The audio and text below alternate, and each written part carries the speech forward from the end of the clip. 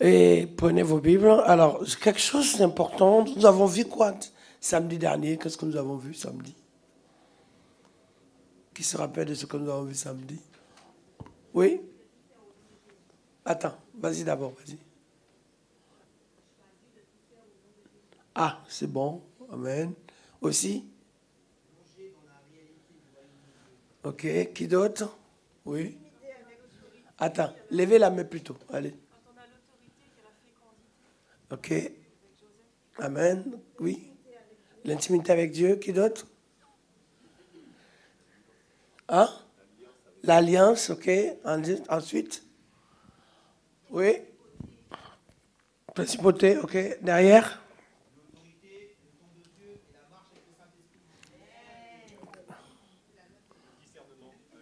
Le discernement avec l'Esprit Saint. D'ailleurs, samedi, le discernement est tombé sur vous. Hein? Dieu a fait quelque chose. On les applaudit. Hein? C'est très beau. C'est God. Qui d'autre encore? Oui. Qui d'autre encore? Encore. A retenu quelque chose? Qui a retenu quelque chose d'autre? Oui. L'importance de la prière et la communion aussi. Qui d'autre?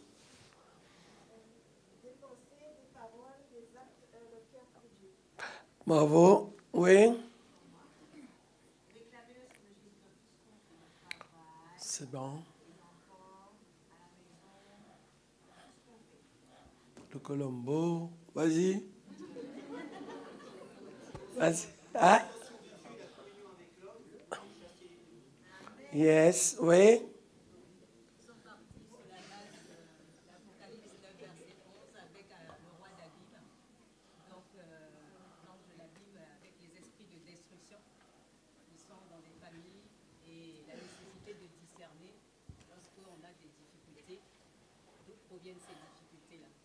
Très bien. Alors, merci beaucoup à tous. Regardez dans le livre de Jean chapitre 11, avec l'introduction, pour qu'on puisse continuer notre sujet d'aujourd'hui.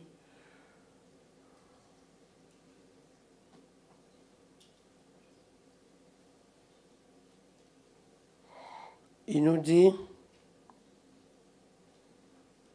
regardez, la résurrection de Lazare.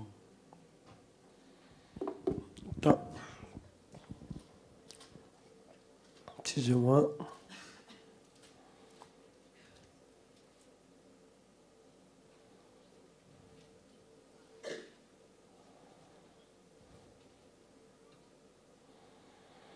Donc, il dit dans le livre de Jean, chapitre 11, le verset 44, si la technique peut nous donner, 11, 44.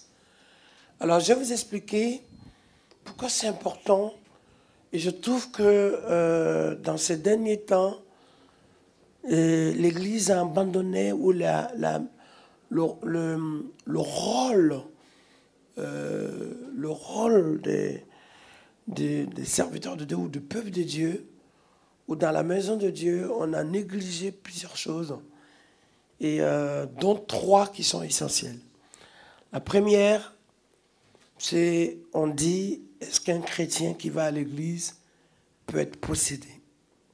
C'est une grave erreur de vouloir stigmatiser et à croire que le problème que toi tu n'as pas, l'autre aussi peut être la même chose que toi ou la même situation que toi.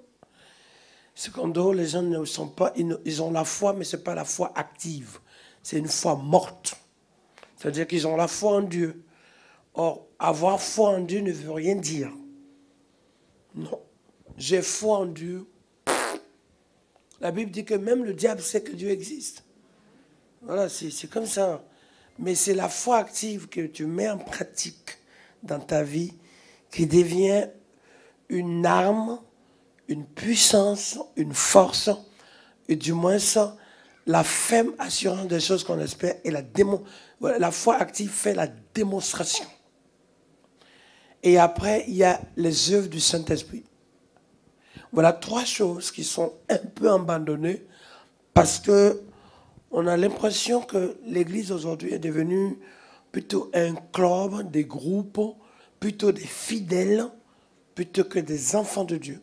C'est un peu plus des fidèles et on ne travaille pas, on n'avance pas comme des élus de Dieu, mais comme des fidèles, comme des membres, mais pas comme des soldats.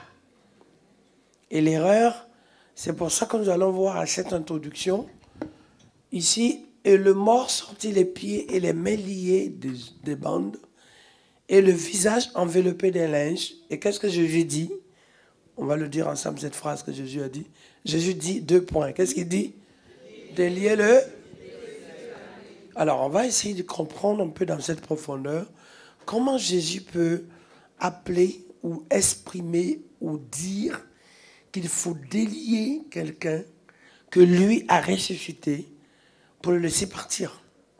Il faut commencer à faire cette réflexion profonde et qui arrive à une compréhension ou des questionnements. Il voulait parler de quoi exactement? Pourquoi Jésus ressuscite Lazare? Quand il ressuscite Lazare, ça veut dire qu'il lui donne la vie. Ça veut dire qu'il était mort. Maintenant, il est revenu à la vie. Donc, il a été délié. Il est sorti de la mort. Il a été ressuscité de l'abîme, de la vallée de la mort. Mais pourquoi il va lui dire délié? Mais c'est parce que, vous allez bien voir dans ce verset, les bandes, le bandage qui enroulait le corps pour le momifier, c'est ça, non? Pour embaumer, tous ces trucs qui ont été mis en place pour donner un format du corps, pour contenir le corps dans un espace, dans la tombe. C'est aussi une tradition qui était faite comme ça. D'autres, c'est dans des linges. Voilà, d'ailleurs, même ça se dit aussi, hein, les mêmes linges, c'est pareil. Donc, comme le corps a été emballé, la résurrection a eu lieu, mais le bandage est resté sur le mort. Donc, on va se dire quelque part que, en théorie, quelqu'un qui s'est converti ou qui marche avec Jésus n'a pas besoin d'être délié. Mais je vous dis, et ça, j'ai toujours cet embrouille relationnel avec certaines églises ou certains hommes de Dieu qui estiment que quand on est chrétien, on a le Saint-Esprit, alléluia, amen, alors que ces personnes qui font beaucoup de services, qui chantent, qui prient, qui donnent leurs offrandes, qui sont actifs, qui sont souvent même diacres, anciens, voire même pasteurs, continuent de souffrir chez eux. Ils souffrent chez eux. C'est-à-dire que lorsque les temps de rencontre passent, les gens partent chez eux et sont en souffrance. Après, on se dit, mais qu'est-ce qui se passe? Est-ce que Dieu les a abandonnés? Est-ce que c'est une punition? Est-ce que c'est un oubli? Est-ce qu'ils ont fait une erreur? Est-ce qu'ils ont fauté? Souvent, non, ils n'ont pas péché. Ils n'ont rien fait de mal. Est-ce que c'est une malédiction? Pas forcément. La raison, elle est simple, sur 3 points. Lorsque vous le lisez ici, pour la résurrection, c'est Jésus qui fait. C'est Jésus qui opère, qui crée, qui agit dans le fait de ramener quelqu'un à la vie, de le sortir d'une situation de mort. Ça, c'est Jésus qui fait ça.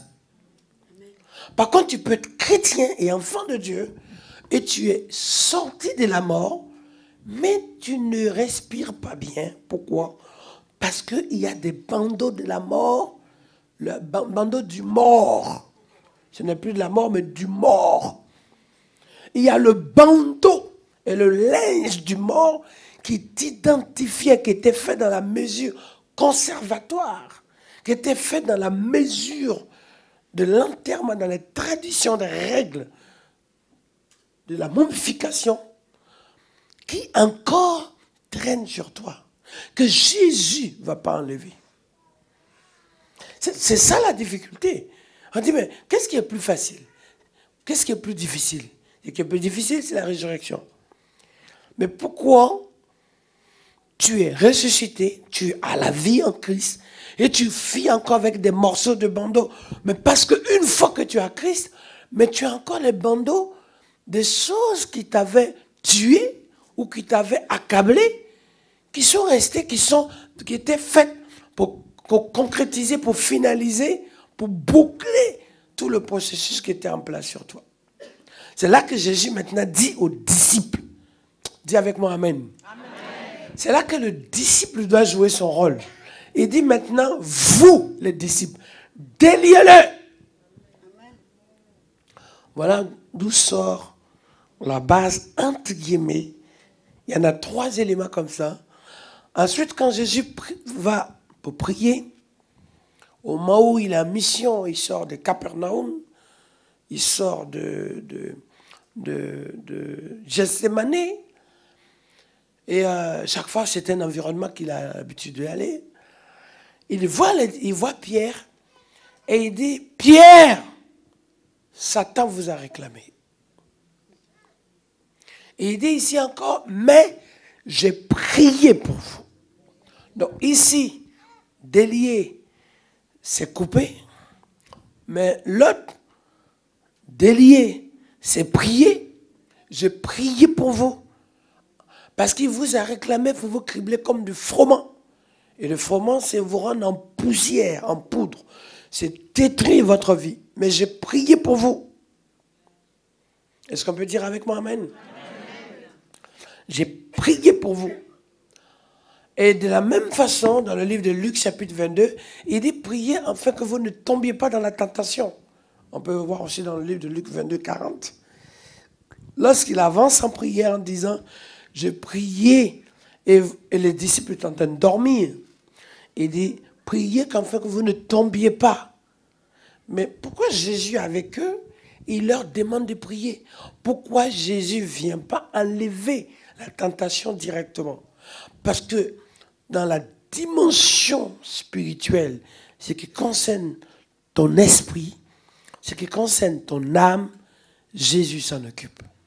Mais ce qui concerne de ton âme à ta vie physique, c'est toi qui dois t'en occuper. Et ce qui concerne de ton esprit à ton âme, lorsque Jésus agit, il va lever des hommes et des femmes. C'est pour ça qu'un pasteur ne prend pas soin des doigts de la brebis, mais des âmes. Ça s'appelle gagneur d'âme. Dis avec moi même. On ne gagne pas l'esprit, on gagne l'âme. Donc c'est pour ça que les choses sont en ordre et à ne pas mélanger. Maintenant, comment ça se passe? Comment ça s'est fait que par moment, lorsqu'il fut arrivé dans ce lieu, il dit priez afin que vous ne tombiez pas dans la tentation. La tentation, ce n'est pas un coup de magie pour pouvoir l'éviter. Il faut avoir une vie de prière.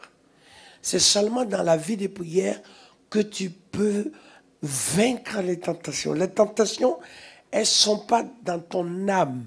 La tentation est dans ton corps. C'est dans ta vie physique que la tentation se produit. La tentation vient se manifester avec les premières localités de la manifestation de la tentation. C'est les 5 sens de ta vie. Les 5 sens de l'homme. La vue, l'oreille, l'odorat, le goût, lui, elle. Donc, ce sont les 5 sens d'abord qui sont exploités pour pouvoir vivre une situation chaotique dans la tentation. De la même façon, la tentation, il y a la persécution. Et dans la même lignée, il y a l'épreuve. OK? Il y a la tentation, l'épreuve, la persécution. Et le 4e élément dans le même groupe opérationnel de ça, il y a les attaques. Mais les attaques seules peuvent avoir un effet à double sens. Ça peut se manifester sur ta vie physique et sur ta vie spirituelle en ce qui concerne ton âme. Les attaques agissent dans les 2 sens, mais font partie des 4 composants qui concernent la vie d'un enfant de Dieu ou d'un tout individu ou être humain qui vit dans ce monde. Voilà pourquoi quand on est enfant de Dieu et qu'à un moment donné on veut aller loin, c'est comme il y a des espaces, des situations qui nous limitent. Ça veut dire qu'on est ressuscité, mais on est limité par le bandeau qui nous empêche de marcher, qui nous empêche de respirer. Parce que le bandeau, ce n'est pas sur tes orteils. Le bandeau était sur tout le corps de Lazare. Donc il fallait, parce que ça a été fait pour faire les momies, là, pour garder le corps en conservation ou dans des rituels d'enterrement. C'est comme ça. C'est comme, enfin, l'image de bandeau, c'est un peu un corps commun quelque part dans un cercueil. Dans le monde moderne aujourd'hui, à l'époque, il n'y avait pas de cercueil. On n'utilisait pas du tout le cercueil. Si on veut faire un raccourci direct, c'est un peu aujourd'hui le cercueil. Donc tu es ressuscité, mais tu es encore dans le cercueil. Non, il faut casser le cercueil. Dis avec moi Amen. Amen. Parce que Dieu ne veut pas te laisser dans cet enterrement. Amen. Dieu ne t'a pas abandonné dans ce cercueil de mort. Et Dieu te donne la vie en abondance. Et tu dois sortir de cette limitation de mort. Par la puissance de Dieu. Dis avec moi Amen 3 fois. Plus fort. C'est ça la réalité spirituelle. Tu as été limité et tu peux être dans ce bandeau, dans ce linge emballé sur le plan spirituel et qui a un effet sur tes finances. Tu gagnes de l'argent, tu travailles comme un fou, ou tu es à la retraite, ou quelque part tu as fait des affaires et tu as un retour d'affaires, mais c'est là qu'un problème se manifeste parce que ce n'est pas l'argent qui est bloqué, c'est ton bonheur financier. C'est la réussite de ta vie qui est liée. Dis avec moi, Amen, encore 3 fois. Amen. Donc c'est la réussite de ta vie qui est liée. C'est ton épanouissement financier qui est lié. Voilà pourquoi il est essentiel, obligatoire en tant qu'enfant de Dieu, que on puisse couper, on peut me ramener le Jean 11, 40. Donc, c'est obligatoire qu'on puisse couper ce bandeau. Si on ne le coupe pas, tu gagnes un peu, peut-être pas beaucoup, tu touches un peu, peut-être pas beaucoup, mais tu n'arrives à rien faire avec. Il arrive que l'année où tu as décidé d'économiser ou de retirer ton argent, c'est là qu'on dit qu'il y a une crise économique et que les banques reportent à plus tard la capacité de répondre ton argent. À l'année où tu as décidé de finir ta maison, c'est là qu'on dit, ah, attention, il y a eu le Covid, crise des fer, manque de ferraille et montée des prix. Et après, tu ne peux plus. Au moment où tu as décidé d'aménager ta maison, on ne donne plus les primes des machins, de chauffage, je ne sais pas quoi. Là, maintenant, on a annoncé les histoires de catégorie G. Donc, toi, tu es en train de dire, je vais vendre, je vais... Et là, maintenant, on met un G sur toi, tu mal. Tu te retrouves dans un vieux truc. Un G, tu ne sais pas d'où ça sort. Et quand tu es venu loger au départ, tu t'en fichais de F ou S ou H. Mais tu avais envie seulement de dormir quelque part. Tu avais besoin d'une localité pour poser ta tête avec ta famille. Et maintenant que tu te dis, enfin, peut-être que je vais acheter ou peut-être plus agrandir, on te dit non, sortis de là. Pourquoi? Parce que c'est G. Tu dis, mais G, c'est grand. G, c'est G. C'est géant, mais c'est quoi G? On dit non, forte consommation, vorace de ceci. Tu dis, mais tu comprends rien. Tous des trucs qu'on met en place. Et c'est l'année où tu te dis, ah, je vais prendre mes vacances pour aller me reposer, prendre ma retraite. C'est là qu'on dit, il y a la guerre au Proche-Orient. Il y a la guerre en Ukraine. Et donc, ratio. Donc, en fait, c'est au moment où les choses te concernent que les situations changent. Et ça ne change jamais à ta faveur. Pourquoi? Parce que tu es censé l'avoir, mais il y a un bandeau qui te lie. Donc il faut couper ça. Tourne-toi avec quelqu'un, dis à quelqu'un à côté de toi, coupez ça.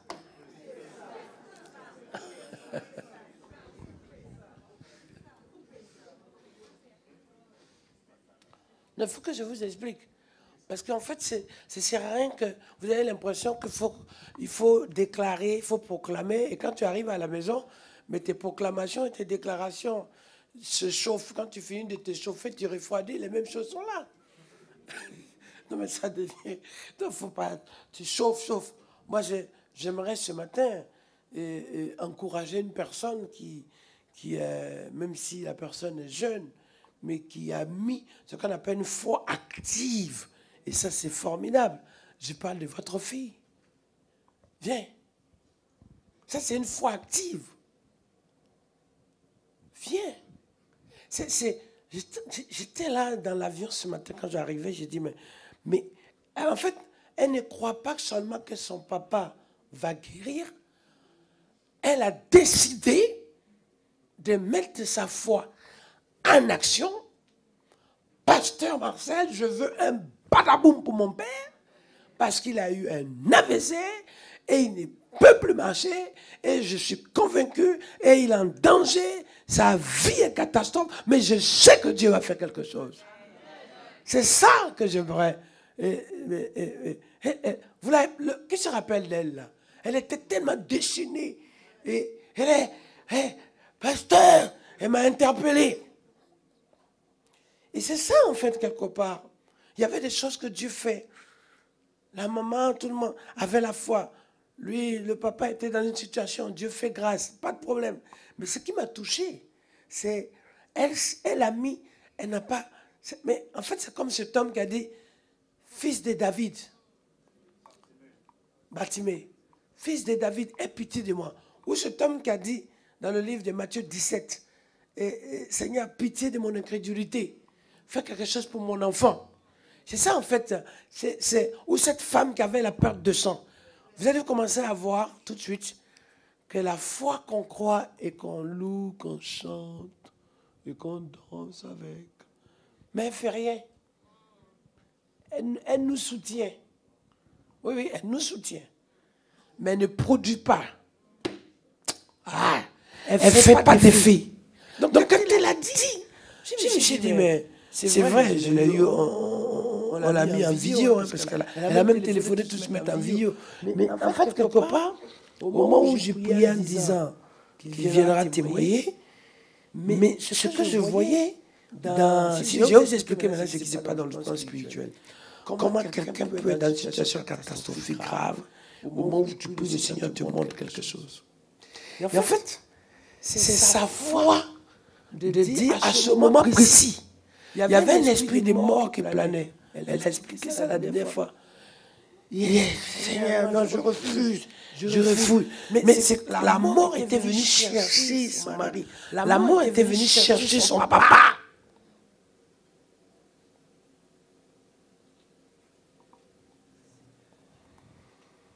Et Dieu, pendant que toi tu es en souffrance, que tu es peut-être incapable, tu as plus de force, il faut quelque chose. Il faut une maman pour pousser pour qu'un bébé naisse.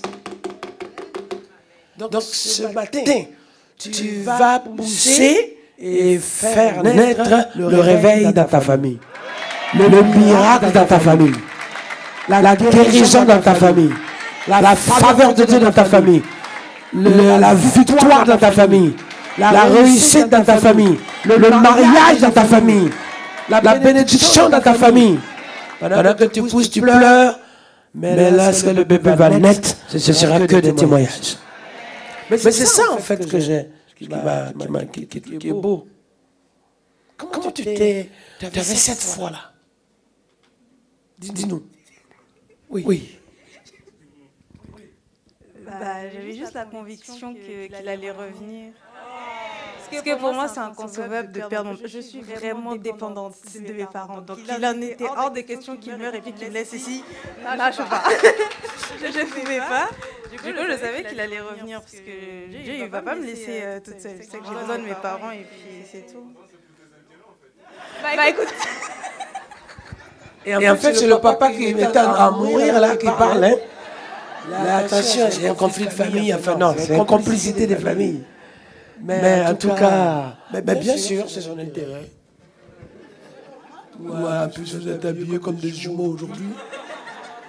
Bonnet pareil, polo pareil, tout est pareil. Et une vie aussi pareille, joie pareille. On les applaudit. Merci. Et en fait, au moment où elle l'esprit m'a dit, pasteur, voilà la vidéo, voilà. Il faut que quelque chose se passe sur mon papa. Et en fait, j'ai rien fait. Ce que j'ai vu, c'était des poussées. Je suis poussé par sa foi. En fait, cette foi exprimée comme une porte ouverte par laquelle le miracle de Dieu se manifeste. Donc comme ça, c'est ça en fait que Dieu fait en fait. C'est pour ça que poser certains actes dans la vie peut provoquer des bénédictions.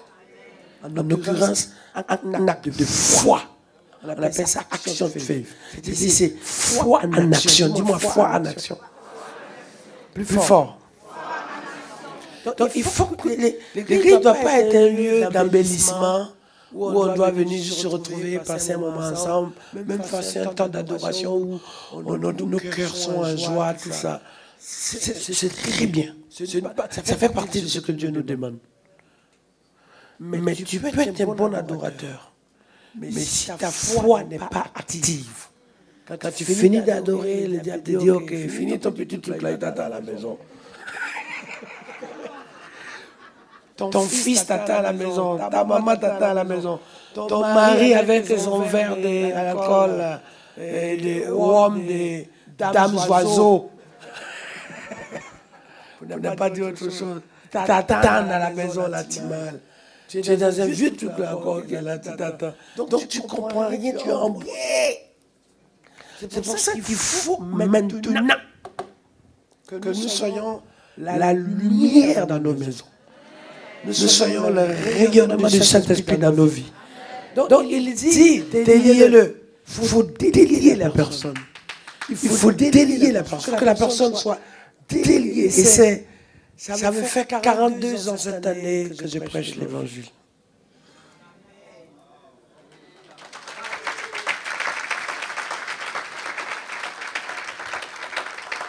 Il y a la limite. J'avais dit à Dieu que je ne veux même pas prêcher l'évangile. Je veux être un instrument pour que des vies soient déliées.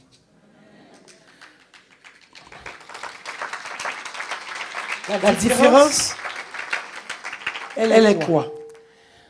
Pour délier, on a besoin de certains ustensiles précis. On a besoin d'une épée tranchante. On a besoin d'une âme tranchante. On a besoin de l'autorité de Dieu. On a besoin de la puissance du Saint-Esprit. Tu peux être là, la personne est emballée. Si tu n'as pas l'âme qu'il faut, tu ne peux pas délier. Tu luttes. Quand tu reçois un colis d'Amazon ou d'Arty ou le Redoute ou la Redoute ou le Redoute, ou je ne sais pas quoi, Mati, je ne sais pas quoi là.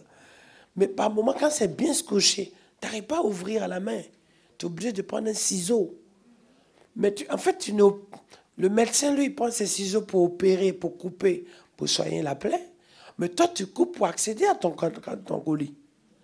Mais quand tu veux délier, et que ça a été, parce que le bandeau n'est pas mis juste par la forme, hein, c'est fait pour maintenir. Donc pour enlever ça, il faut couper. Pour enlever. Dans le mot délier, donc il y a quelque chose qui était lié, qu'il faut défaire. Et défaire, tu peux faire par le sens du fil et prendre ton temps pour enlever si ce n'est pas bien marqué, bien. D'autant plus qu'il y a des bandeaux qui sont là depuis 20 ans. Il y a des bandeaux qui sont là depuis 30 ans. On a des bandeaux depuis des années qui traînent. On a besoin à un moment donné de déconnecter ça. On en a marre depuis 20 ans d'être liés. 30 ans de vivre la même chose. D'avoir l'impression que quand chaque fois on veut avancer, on recule. Et que chaque fois, il y a comme si c'est une corde qui nous retient au pied. Et qu'à un moment donné, on a envie de respirer de l'air frais, mais on est étouffé parce qu'on n'arrive pas à s'en sortir. Pour une fois que tu entends la voix de Dieu qui te dit, cette année, c'est l'année de ta délivrance, tu as envie que les choses puissent être brisées et cassées. Quand tu entends le message qui tombe dans ton oreille et dans ton cœur, quand elle dit, j'avais la pleine conviction qu'il ne pouvait pas rester de cette manière-là, mais chaque jour qui passe, Tu attends qu'il se lève. Chaque semaine, chaque heure, tu attends qu'il se lève. Chaque seconde, ça devient beaucoup. Parce que pour toi, c'est ça. Et quand tu passes dans ça, 10 ans, 20 ans, et qu'à un moment donné, oh my God, oh rakasa karabakanta, riyande kisokori kanta karabayande. Tu as besoin qu'il y ait un coup de couteau là, coup d'épée puissant pour couper ça, briser. Et ça va jusqu'à un moment des liens d'étouffement, où les gens ne respirent plus. Étouffement, quand tu es étouffé, tu perds d'oxygène. Quand tu es étouffé, tu n'arrives plus à pouvoir vivre pleinement. La circulation du sang manque. Quand tu es étouffé, tu es comme envahi, tu es comme aspiré. Du moins, tu es en train de mourir à petit feu. Quand tu es étouffé, tu n'es plus à l'aise et tu n'es plus dans la capacité de pouvoir avancer et même d'exister. Et ça, tu as besoin de l'oxygène. Quand quelqu'un, dans la nuit, je ne sais pas si ça vous est déjà arrivé, vous vous retrouvez avec des combats, des esprits de nuit, où il y a des choses qui viennent vous étrangler, des choses qui viennent vous étouffer. Qui est-ce que ça arrivé déjà? Lève la main. Tu dors, il y a comme quelque chose qui te serre, quelque chose qui t'étouffe, quelque chose qui t'étrangle, quelque chose qui te... Tu as besoin, tu cherches de l'air, tu cherches de l'oxygène, tu cherches un appui, tu cherches une solution, tu cherches un repos. Quand tu vis ces genres de choses-là, il y a un ras-le-bol. Voilà pourquoi celui qui vient, s'il n'a pas l'épée qu'il faut, et qu'il est au contact en train de tripafouiller autour de toi, mais lui-même il devient un poids sur toi. Parce que au lieu de défaire, mais pas, chaque fois qu'il pose ses mains ou qu'il s'approche pour t'aider, mais il vient rajouter le poids sur toi. Mais tu as besoin que un coup de couteau, tu as besoin que si on a pris du temps pour t'emballer, tu n'as pas besoin de temps encore pour t'en défaire. Tu as besoin d'une délivrance. Dis avec moi, délivrance. Mais c'est là qu'on appelle le tout à coup. Ah, bada. J'attends pas, bada. Voilà. Et voilà, son papa est libéré par la grâce de Dieu. C'est beau. Donc c'est ça qui est formidable. C'est ça qui est beau. Il faut être dans le concret, pas dans juste l'aspiration. Parce que là, le monsieur, déjà ça lui fait 4 jours qu'il dort, mort. 4 jours qu'il est enterré. Et vous allez prendre encore combien de jours pour sortir misé de là? 4 jours, tu m'as. 1 mois. Vous allez prendre 2 mois pour sortir misé. Vous allez prendre 1 an pour sortir le gars. Ah ouais, c'est que vous n'êtes pas compétent. Mais Jésus dit aux disciples, déliez-le. Il faut l'arracher, il faut enlever ça. Le plus tôt possible. D'ailleurs, même c'est ça, l'urgence. Il y a une urgence qu'on retrouve à Ephésiens chapitre 6.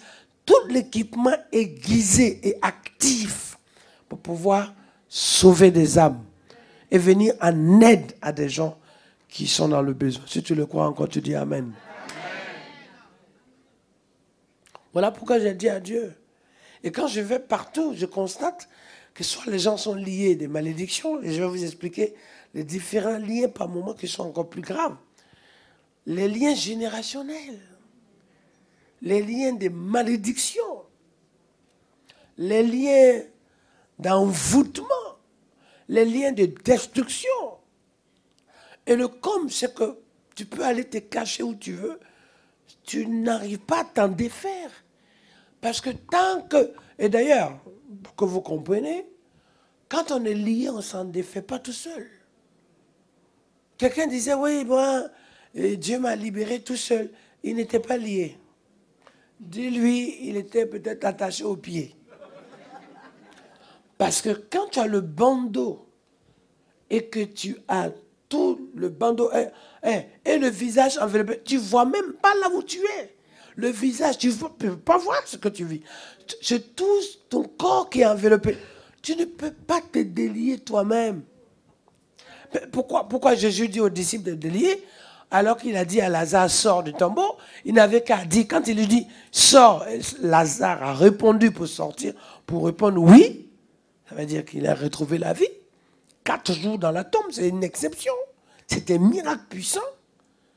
Mais comment vous voulez que quelqu'un qui est lié avec des bandeaux puisse s'en défaire lui-même? Non, tu n'étais pas... Il n'y avait pas de bandeaux sur toi. Il y avait une petite corde qui traînait, peut-être un petit cheveu ou un petit chaîne qui était sur ton bras. Et puis, c'est pas mépriser quelqu'un de dire que la personne doit être libérée. C'est pas être au-dessus de quelqu'un, d'aider une personne à être déliée. Mais ce ne sert à rien de s'autoproclamer professionnel de la délivrance.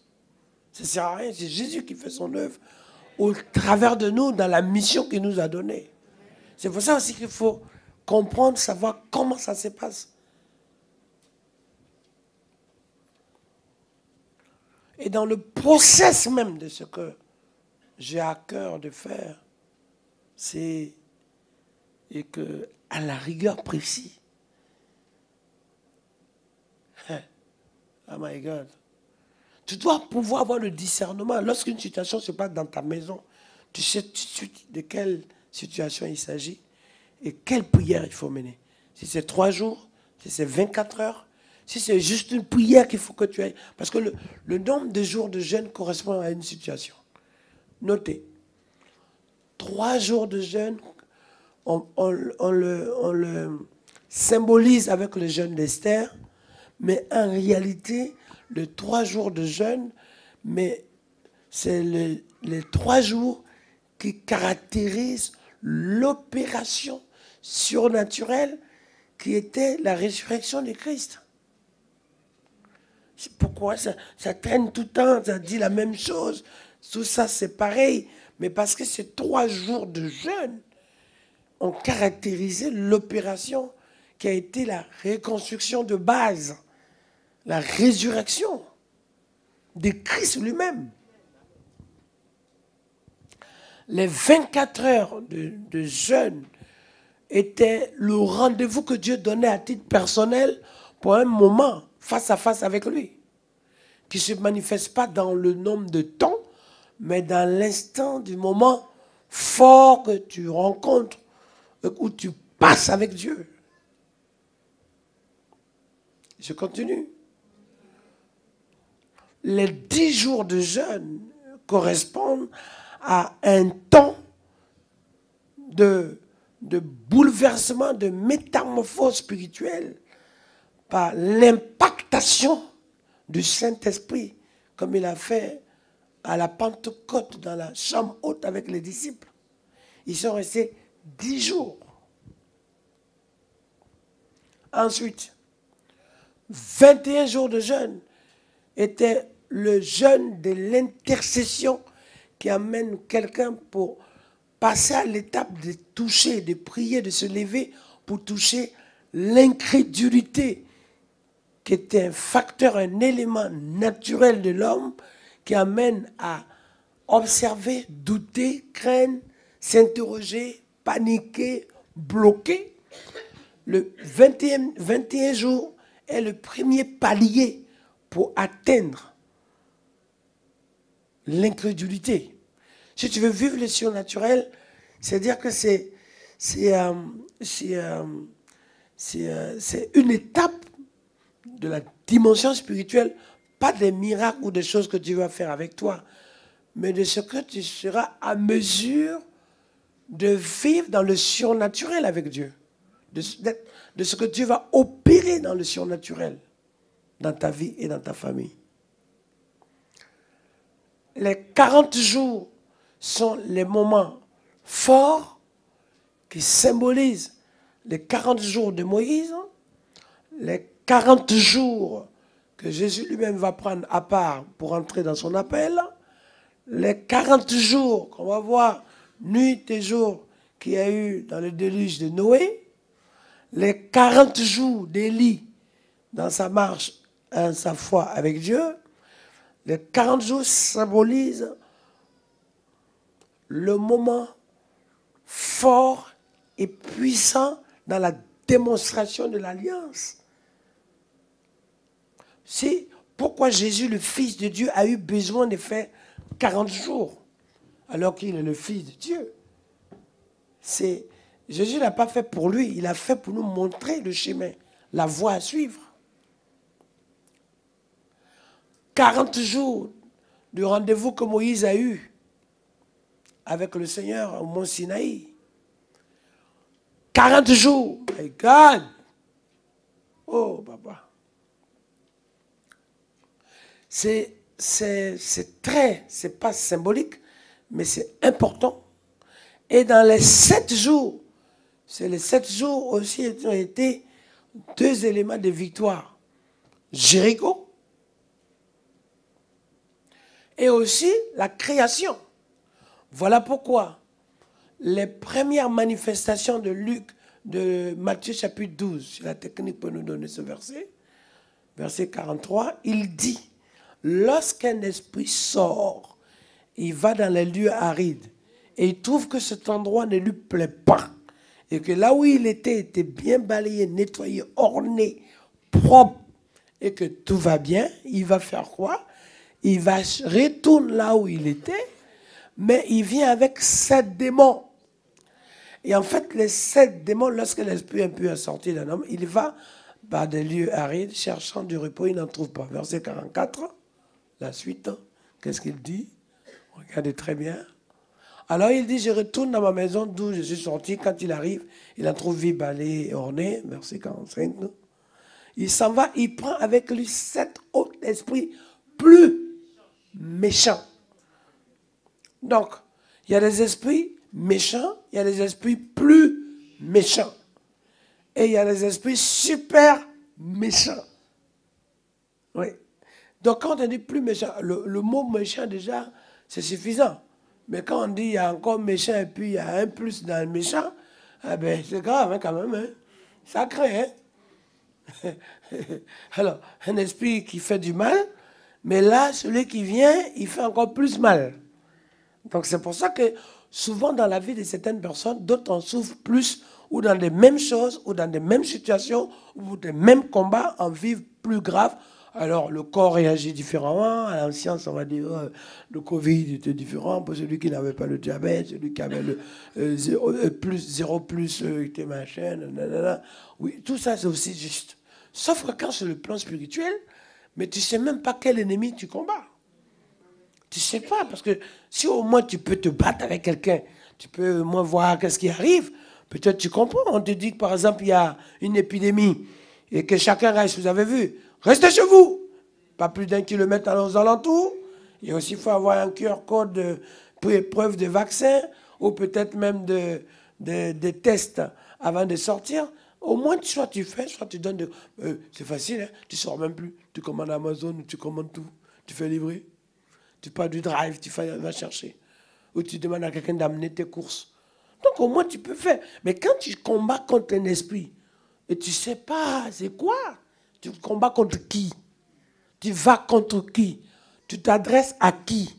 À qui tu as affaire? C'est haut. En face, à la limite même, on va même te prendre pour un toc-toc, puisque on dit, mais il a un problème. Mais il dit quoi? Il prend 7 autres esprits méchants. Mais il dit quoi? Entre dans la... Et s'il fait, il s'est établi. Et la dernière condition de cet homme est pire que la première. Donc ça veut dire que l'esprit va prendre 7. Voilà pourquoi le jeûne de prière de 7 jours est important. Pourquoi? Parce que tu vas te retrouver à faire un combat différent chaque jour. Tu vas te retrouver avec des situations qui s'enchaînent ou même se manifeste d'une manière particulière liée au quotidien ou à la personne ou à la situation ou même à l'endroit où tu te trouves.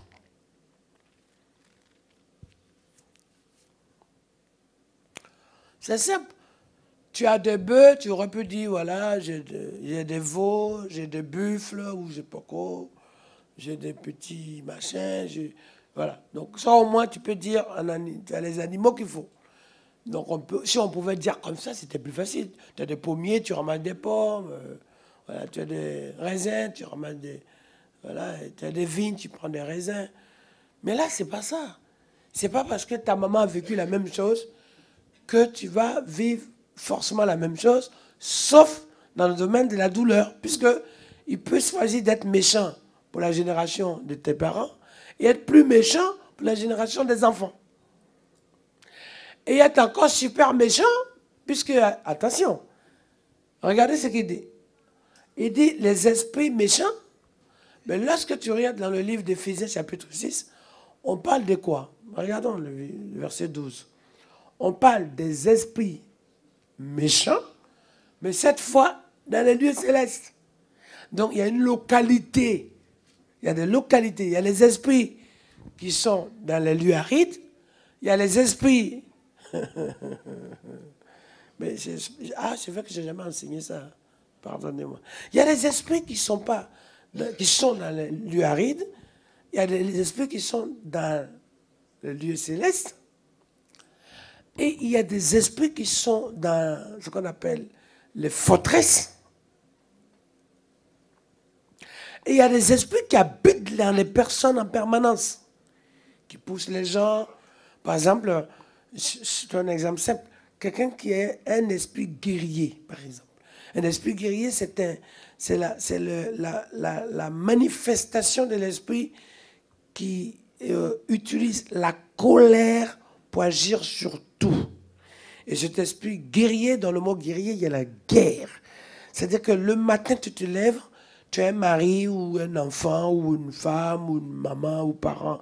Le matin, c'est un agneau. À midi, c'est un loup. L'après-midi, c'est un tigre. Et le soir, c'est un cochon. Et la nuit, c'est une vipère. Voilà. Ou du moins, la personne peut passer de la joie à la colère en 1 minute sans qu'il y ait un effet ou un comportement ou une parole qui change en quoi que ce soit. Même ton silence l'énerve. En fait, ce n'est pas ce que tu dis ou ce que tu fais qui l'énerve. Ça peut au moins justifier. Si c'est ton comportement ou tes paroles qui l'énervent, tu peux au moins changer ou peut-être ne rien dire. Mais à un moment donné, c'est ta tête qui l'énerve. Voilà. Donc, il y a des gens qui sont habités, mais en fait, ces esprits ne sont pas dans les lieux célestes, ces esprits ne sont pas dans les forteresses, ou même ne sont même pas dans les lieux arides. Et ce n'est pas fini, les esprits ne sont même pas dans l'eau, parce qu'il y a les esprits qui sont dans les eaux, ce qu'on appelle la sirène des eaux, ou les esprits qui ont poussé les cochons dans l'eau avec le fou de Gadara. Mais l'esprit a choisi d'habiter par héritage dans certaines familles. Le grand-père a eu l'esprit, le petit-fils là, ou j'en sais rien, etc. Donc, quand c'est comme ça, c'est le dépôt est dans la personne. Le dépôt, la base de l'esprit. Nous sommes le temple du Saint-Esprit. Mais si le Saint-Esprit n'habite pas en toi, regardez ce qu'il dit. Hein. C'est pas moi qui dis ça. Il dit, lorsque la maison, on revient à Matthieu, la maison est balayée, ornée et que personne n'habite, parce que ce soit le Saint-Esprit, nous sommes le temple de Dieu, soit s'en va, il prend avec lui cet autre esprit, et il entre dans la maison. Il entre où? Dans la maison. Mais la maison, ce n'est pas le bâtiment 4 murs. Hein. Un esprit, ça ne l'intéresse pas. Les histoires de maisons hantées, il y a des cas de maisons hantées, entre guillemets. Mais en fait, une maison n'est ni en P, ni en S, ni en Y. Par contre, il peut y avoir une maison hantée. Vous voulez que je vous explique, non? Une maison peut être hantée parce qu'une histoire, une situation peut amener un esprit dans une maison.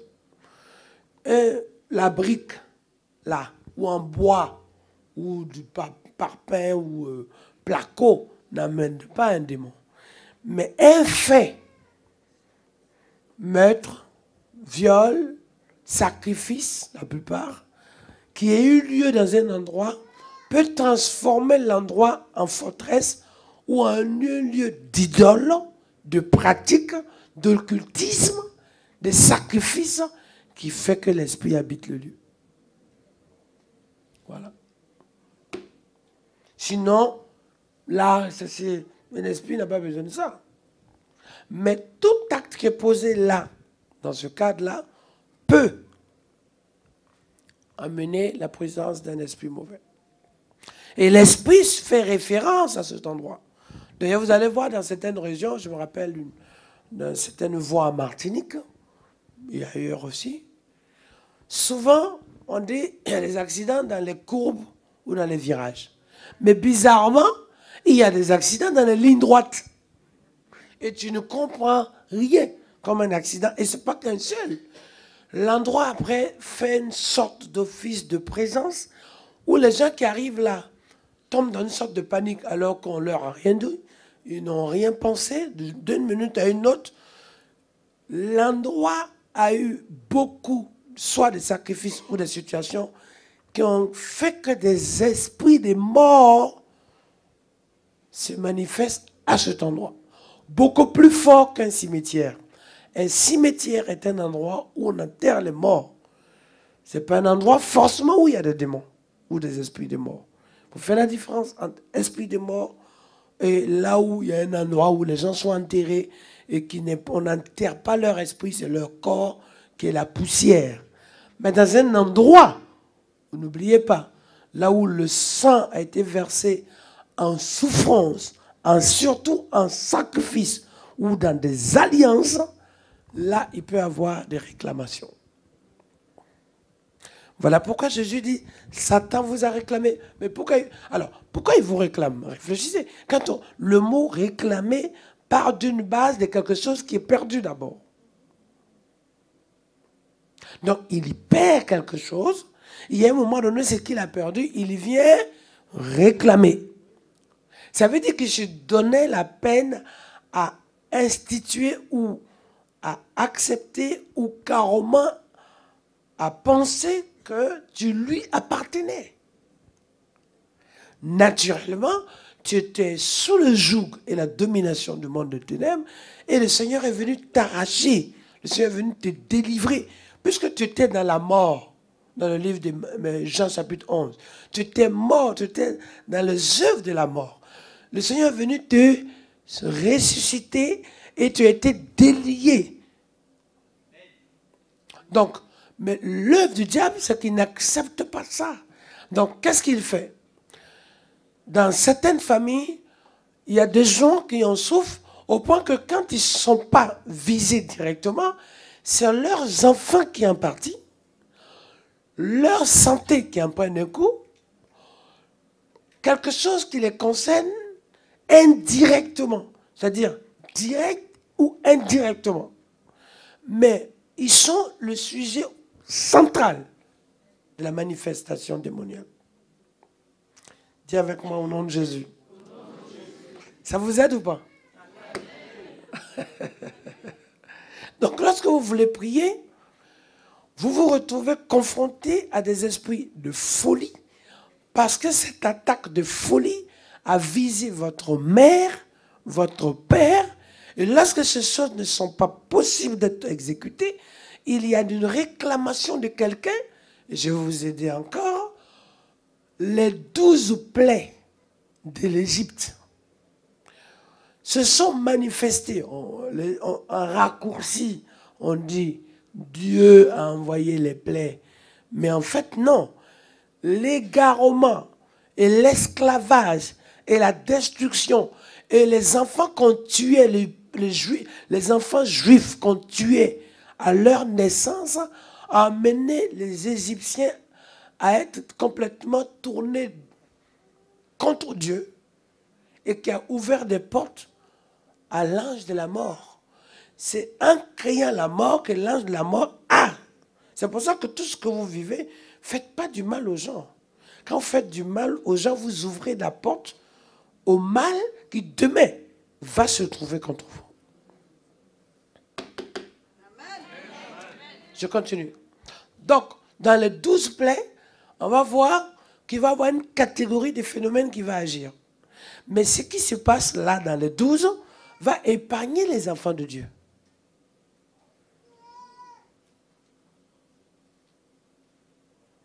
Les grenouilles, les sauterelles il va avoir toutes sortes de choses qui vont se manifester. Et pour le dernier coup de grâce, c'était l'ange de la mort qui va agir. Mais c'est grave, qui va agir.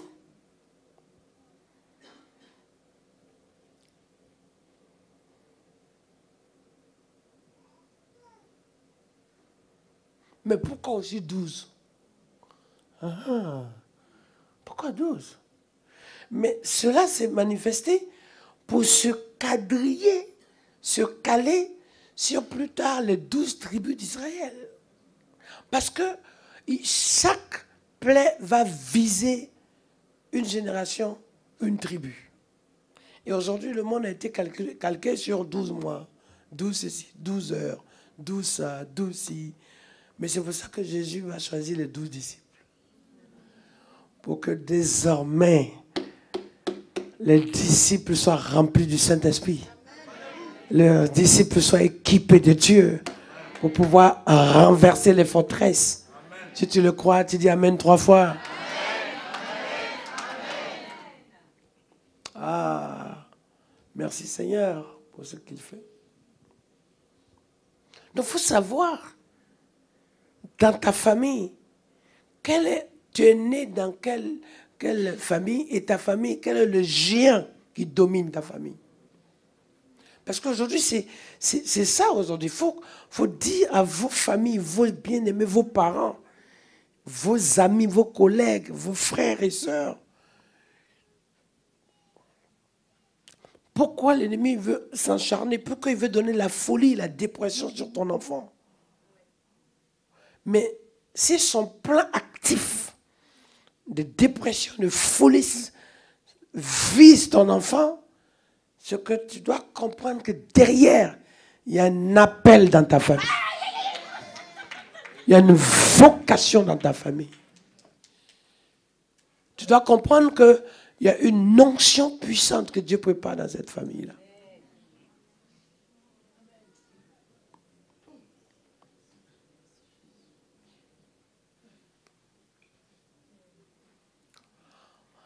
Et dans cette opération diabolique, ça s'appelle comme ça, parce que si une opération dans la vie d'une personne donne la joie, ça ne s'appelle pas diabolique.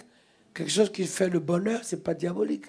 Quelque chose qui donne la paix, quelque chose qui donne de l'amour, de l'affection, qui donne du repos, la bonne santé, ce n'est pas diabolique.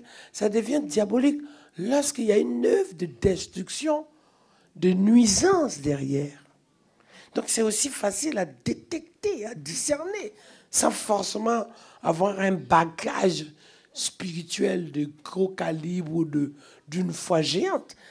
Et, par contre, c'est une chose de le voir, c'est une chose de le chasser, c'est une autre chose de pouvoir garder ce que tu as reçu sans que rien ne puisse voler ce que tu as. Et qu'il est temps maintenant, même si on t'a volé, j'ai pris que ce début d'année, qu'il y ait la restitution.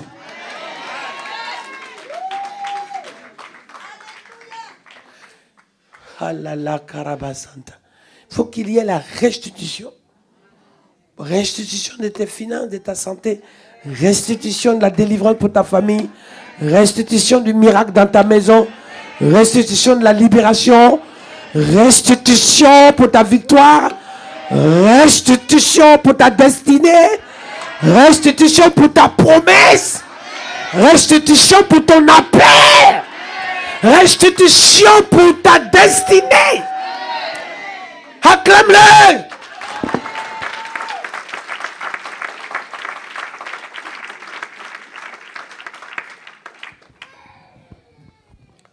Mankata karakante. La restitution doit être authentique. Pour que le cancer, pour que le diabète, pour que la mort, parce que la maladie n'est pas un problème. C'est l'objet et l'action de la maladie qui t'amène à la destruction qui est un problème. Tu peux être malade et être même debout et en bonne santé et vivre longtemps que celui qui est en bonne santé qui n'est même pas malade. être malade ne fait pas de toi un mort. Mais lorsque l'acharnement, l'esprit de mort se lève derrière toi ou contre toi, tu peux être en bonne santé, mais être dans une... comme si tout s'arrête dans ta vie. Mais si tu es mort financièrement, mort moralement, mort spirituellement, mort dans le cœur, mort dans l'âme, mort dans l'esprit, même à un moment donné, vivant, mais tu ne fais que tu attends une seule chose, tu réclames la mort. Quand elle ne vient pas, tu ne comprends même pas le sens. C'est quoi l'utilité de vivre?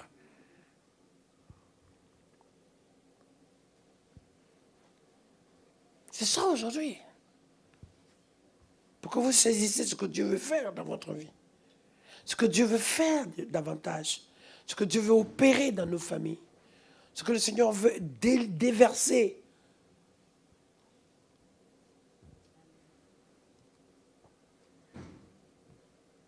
C'est pour ça, j'aurais pu dire, ah, comment, bon, on va faire ci. Quelqu'un me demandait, mais quelle équipe va faire ci, va faire ça? J'ai dit, je ne veux pas d'équipe. Je veux des gens qui ont envie de vivre des choses. Et ça, je ne veux pas d'équipe. Je veux des gens qui ont le tout à coup dans leur cœur. Ils ont envie de chanter, ils chantent. Ils ont envie de prier, ils prient. Et à un moment donné, Dieu plante en toi les choses. C'est ça, en fait. À un moment donné, il y a des gens, on leur dit, fais ça. Et c'est bien, frère, que tu filmes. Mais pendant qu'ils filment, qu'ils reçoivent. Mais si c'est quelqu'un qu'on a besoin pour filmer, juste simplement, on appelle un technicien, ou on demande à l'audiovisuel, ou je demande à peut-être à notre frère Henri Roselmack, dis-moi, dans ton staff de production de 7 à 8, envoie-nous quelqu'un. Mais on a besoin de... Ou, je ne sais pas moi s'il y a besoin de nettoyage, mais on prend une société d'entreprise pour nettoyer la salle. On a besoin des enfants de Dieu, qui une fois servent Dieu, ou se lèvent pour Dieu, ou soit une fois sont sauvés, peuvent dire, en quoi je peux être utile? Comme les disciples, Matthieu était comptable. Mais ce n'est pas parce qu'il était comptable qu'il était choisi. C'est parce qu'il était disciple pour devenir apôtre. C'est ça, en fait, quelque part. Sinon, tu vas devenir du mécanisme. Ça va devenir du professionnalisme. L'Église, on va, à un moment donné, on va même s'inquiéter de la beauté de la chemise, de la chaise, de la chair, du beau micro, plus que de l'âme qui doit être sauvée. On va savoir pourquoi. Et on oublie d'où Jésus est né. Et ça me déchire. Et c'est inadmissible.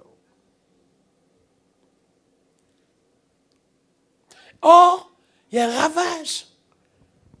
Ma fille est sortie de Lyon, gloire à Dieu. Vous ne savez pas quel combat elle mène. Elle mène. Quelle lutte. Trouver de la place pour les gens qui arrivent. Merci. Donc il faut que vous compreniez aujourd'hui.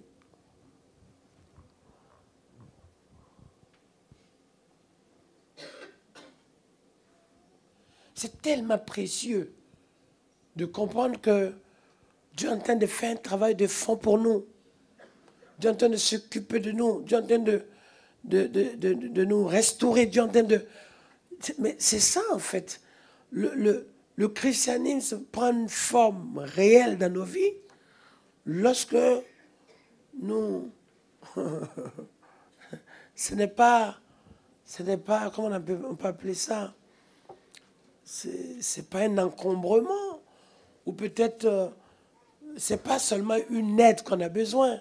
On a besoin d'un tout à coup. Parce que l'aide, c'est quand on l'aide, on t'apporte une aide. Mais quand tu as l'aide, tu l'utilises cette aide. Mais je dis, la parole de Dieu est claire. Ton nom est écrit dans le livre des vies. Lorsque ton nom est écrit dans le livre des vies, ce n'est pas une aide. Tu n'es pas écrit sur la liste des morts. Tu es écrit sur la liste des vivants. Vivants dans le royaume. Vivants sur la terre. Vivants dans les finances. Vivants dans le travail. Vivants dans ton parcours. vivant dans ta maison, vivant dans ta vocation, vivant dans ta promesse, vivant dans ta destinée. Et si tu le crois, tu dis Amen 3 fois.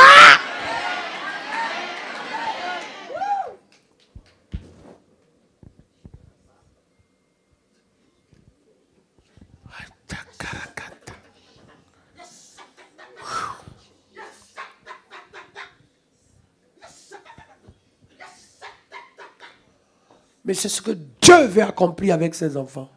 Ce que Dieu veut réaliser avec son peuple. Ce que Dieu veut déverser avec ses élus. Ce que Dieu veut impacter avec sa maison.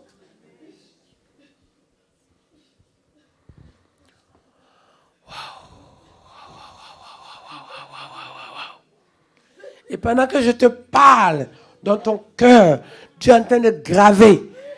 Il dit si la parole tarde à temps là, car c'est une parole dont le temps est déjà fixé.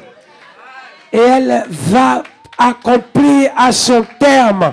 Et c'est une parole dont le temps est déjà fixé. C'est comme une grossesse. À 9 mois, l'enfant va sortir. C'est fixé, ça fait déjà 1 mois. Fixé, ça fait 2 mois. Fixé depuis 3 mois. Et à partir de 3 mois, on va voir ton ventre commencer à sortir. À partir de 4 mois, ton corps va commencer à changer. À partir de 5 mois, on va voir que ta morphologie change. À partir de 6 mois, on va sentir qu'il y a quelque chose que tu portes en fond de toi.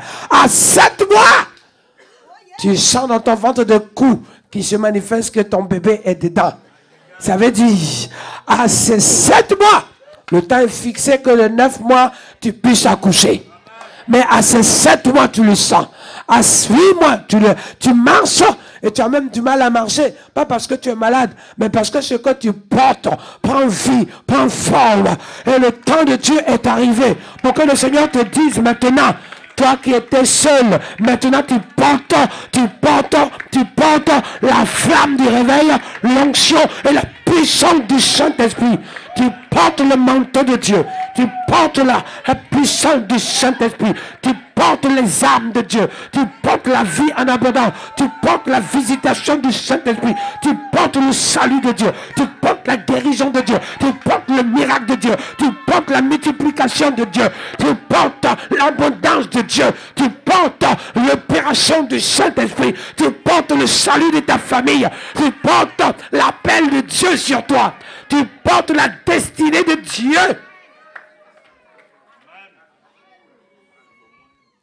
Kasakarakanda. Ça fait des années que tu as été témoin de la souffrance des autres. Ça fait des années que tu as vu comment toi-même tu as pris des coups.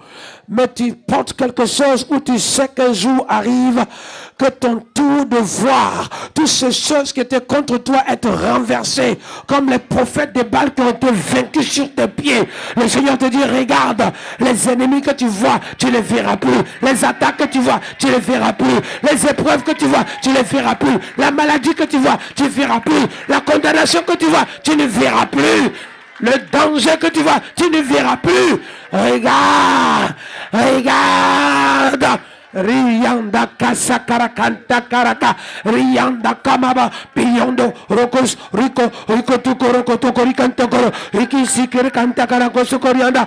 Dieu te parle et te dit maintenant je t'ai choisi, maintenant je t'ai mis à part. Maintenant tous ceux qui s'accusaient, ceux qui veulent se salir, ceux qui se lèvent contre toi, ceux qui veulent te maudire, ceux qui voulaient te piéger seront confondus car ma main est sur toi. Ceux qui veulent que tes pieds soient coupés, ils voulaient qu'il y ait la gangrène dans ton corps, la gangrène dans ton corps, la gangrène dans ta santé. Je vais briser ça, je vais briser ça, je vais annuler ça, je vais libérer ma grâce sur toi, ma force sur toi, ma bénédiction sur toi, mon onction sur toi, au nom de Jésus de Nazareth. Par le Saint-Esprit.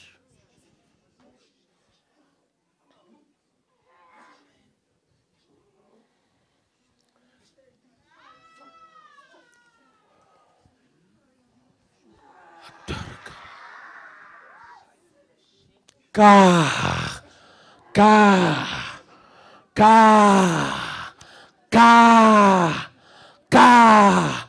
le poison est annulé, la sorcellerie est vaincue, l'envoûtement est brisé, La destruction est annulée. Toi et sur tes enfants. Ce qui était manifesté sur ta maison. Et maintenant, le Saint-Esprit va opérer toutes choses pour restaurer maintenant. Dans le nom de Jésus. Pour la gloire de Dieu. Pour la gloire de Dieu. Pour la gloire de Dieu. Pour la gloire de Dieu. Pour la gloire de Dieu. Il arrive des moments où quand tu fermais les yeux, tu voyais des images. Quand tu fermais les yeux, tu voyais des choses qui se passaient. Tu fermais les yeux, tu n'arrivais pas à relever. Tu n'arrivais jamais à passer une journée sans pleurer. Une semaine sans être triste. Un mois sans être perturbé. Maintenant, écoute-moi bien. Le temps de la restitution de ton année est arrivé. Le temps de la restitution de ta vie est arrivé. Le temps de la restitution de ta famille est arrivé. Dans le Saint-Esprit de Dieu. Dans le Saint-Esprit de Dieu. Dans le Saint-Esprit de Dieu. Dans le Saint-Esprit de Dieu. Le badaboum de Dieu est pour toi. Le badaboum de Dieu est pour toi. Le badaboum de Dieu est pour toi. Le badaboum de Dieu est pour toi. Le badaboum de Dieu est pour toi. Le badaboum de Dieu est pour toi. En cela, Dieu fait mention de toi. Oh. Il dit à Ananias, lève-toi, va à la rue qu'on appelle la droite. Il y a un homme.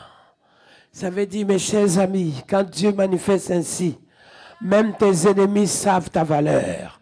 Même les jaloux connaissent ta valeur. Même les méchants connaissent ta valeur. Même les aigris connaissent ta valeur. Pour que tu saches à quel moment il est temps que tu aies ton sommeil à toi, que tu aies ton année à toi, que tu aies ton repos à toi, que tu aies ton mois à toi, que tu aies ta saison à toi, que tu aies ton timing à toi, que tu aies ton jour à toi. Parce que ton Dieu ne t'a pas abandonné. Il ne t'a pas abandonné. Il ne t'a pas oublié. Il ne t'a pas abandonné, encore moins oublié. Parce qu'il est fidèle, parce qu'il est ressuscité, parce qu'il est glorieux, parce qu'il est merveilleux, parce qu'il est exceptionnel. Oh Santa Karakisaya. Oh Risende. C'est pour ça, il y a comme un bandeau qui était sur ton visage et qui faisait que tu étais debout. Mais tu ne voyais pas par quoi commencer. Tu étais en train de marcher, mais tu n'arrivais pas à avancer. Tu faisais beaucoup de pas, mais tu faisais plutôt de surplace. Ça veut dire que tu portais beaucoup d'énergie. Tu faisais beaucoup de mouvements, comme ça, par exemple. Mais malheureusement, tu n'avançais pas. Tu avais dégagé beaucoup d'énergie sur place, comme quelqu'un qui courait, mais qui ne faisait pas de distance à évoluer. Et c'est ça la différence. La différence, c'est que tu t'épuises, mais tu ne fais pas grand-chose. Tu t'épuises, mais tu n'évolues pas. Tu t'épuises, mais tu ne progresses pas. Tu t'épuises, tu parles tous les jours, on ne t'entend pas. Tu écris, on ne t'entend pas. Oh my God. Amène-moi cette fille ici.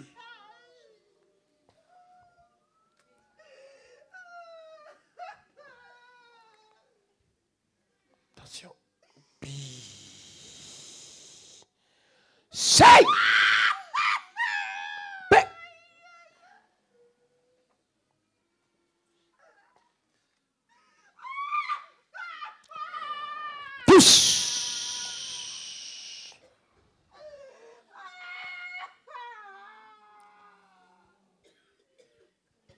On n'a pas voulu de toi à ta naissance, de te considérer comme une erreur depuis que tu es né.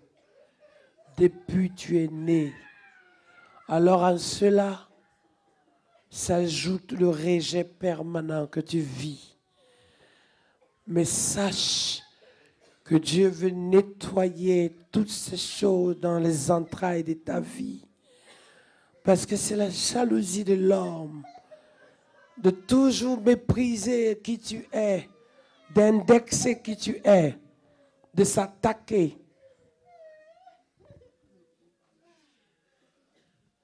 De voir comment c'était difficile pour toi. Mais le Seigneur est ton berger. Le Seigneur est ta force.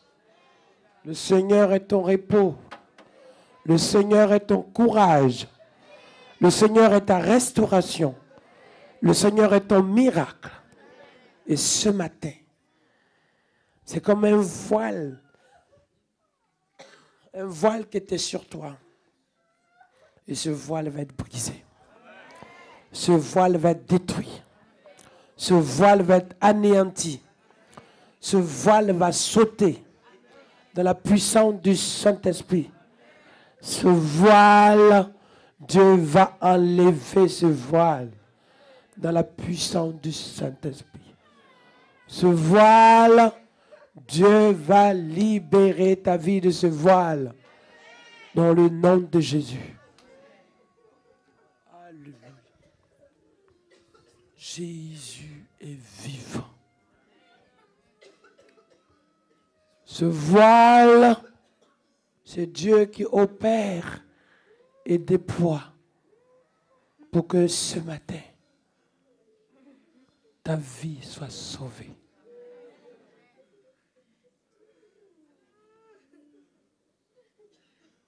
C'est pour ça. C'est pour ça. Ce qui était un sujet simple était devenu un sujet de diffamation, de persécution, de haine, de rejet, d'attaque en permanence. Tout ça semble se retrouve. Et en finalité, c'est ton nom qui était indexé. Tu n'en peux plus. Et Dieu va s'occuper de toi. Il veut restaurer ta vie. Il veut te délivrer.